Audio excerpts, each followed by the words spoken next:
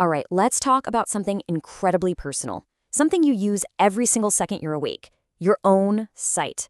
We're going to go on a wild journey today, starting with a single speck of light and ending with your own unique personal reality. So let's just dive right in. I want to start with a simple question and a little test. Do you think you can always trust what your eyes are telling you? Well, let's find out right now. Get ready. For the next 10 seconds, all I want you to do is focus on that little black dot in the middle of the word. Don't let your eyes wander. Try your best not to blink. Ready? Let's go. Okay, now, quick, look at the dot on this slide. What color is that word? I'm willing to bet you're seeing red, aren't you? If you are, congratulations. Your eyes and your brain just played a fantastic little trick on you. So, what on earth just happened? This little phenomenon is called a negative afterimage. Basically, by staring at that blue, you overworked the light-sensitive cells, the photoreceptors in your eyes that see blue. You just tired them out. So when you looked away, their opposites, the cells that see red, jumped in to compensate. For just a moment, they started screaming red at your brain. And believe it or not, this simple trick is the key to understanding this entire story. To really get what just happened, we have to follow a single particle of light on its incredible journey.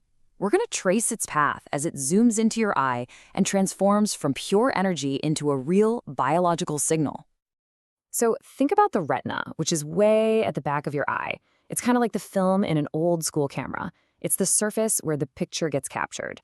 And this film is covered in millions of tiny, specialized light-sensitive cells. We call them photoreceptors, and they come in two main types, rods and cones. Now, this is where it gets cool. When a particle of light smacks into one of these cells, it kicks off this lightning-fast biochemical domino effect. First, the light hits a special pigment. That's domino number one.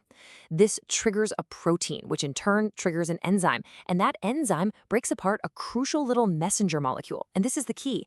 That messenger was holding open a tiny little door in the cell. With the messenger gone, that door slams shut. Now get ready for this, because it's totally backwards from what you'd think. In complete darkness, your photoreceptor cells are actually on. They're constantly firing, constantly releasing a chemical messenger.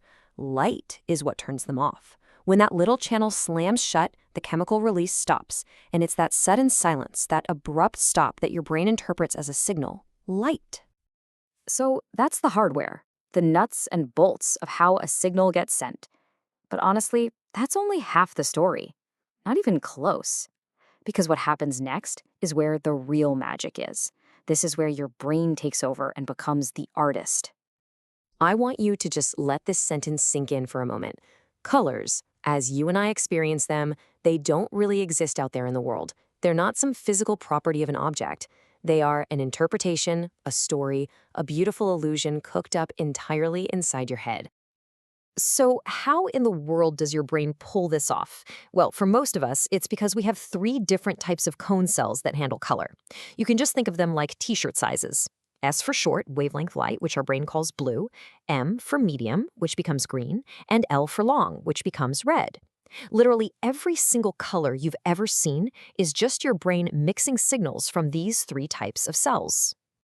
Let's take a banana. The light that bounces off a banana really excites your red and green cones, but it hardly tickles your blue cones at all. So your brain gets this very specific recipe of signals. Lots of red, lots of green, almost no blue. And it processes that data and creates the experience we all call yellow. And here's the ultimate proof, the color magenta. You know, that vibrant pinkish purple? Well, magenta doesn't exist. There's no single wavelength of light for it. You will never find it in a rainbow. It's a color your brain literally invents when it gets signals from your blue and red cones at the same time, but not from the green ones. It's a total fabrication, a beautiful lie. And all of this leads us to the biggest, most mind-bending question of all. If our brains are just making this all up, are we all making up the same thing?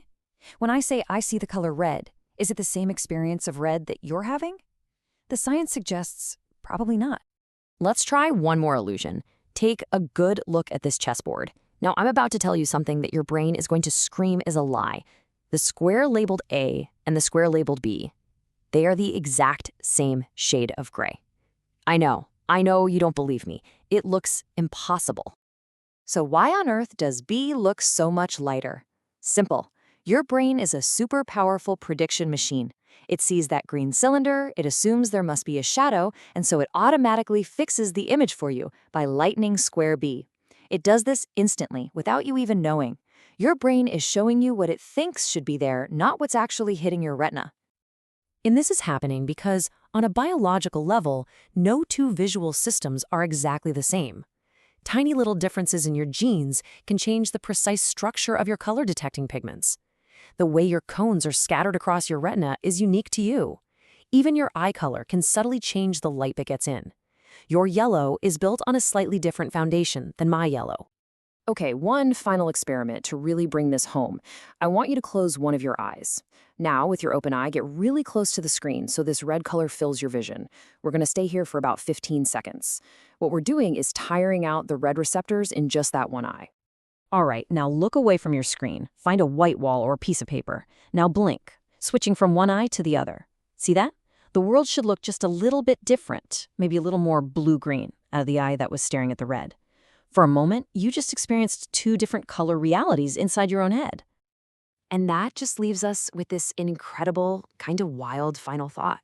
We just proved that your perception of color is different from the person next to you, and even from your own other eye.